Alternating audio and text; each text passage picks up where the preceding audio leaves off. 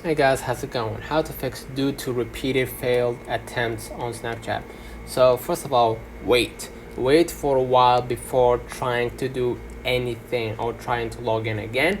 Check for credentials, ensure that you're entering the correct username and password, and then reset the password. Use the forgot password option to reset your password, and then check for account status. Verify that your account isn't locked or disabled, and then you're gonna just go back to your screen and then go ahead and clear the app cache, and make sure that you go ahead to the general and then iPhone storage, and then you're gonna go ahead and basically go to the specific app as we showed you before, and then upload the app. And by uploading the app, you will release some of the unnecessary data. So go ahead. If the issue still persists, contact Snapchat support for help. So let me know in the comments if this video helped you. Don't forget to like and subscribe. Turn on the notification bell to receive every video we upload. Thank you for watching.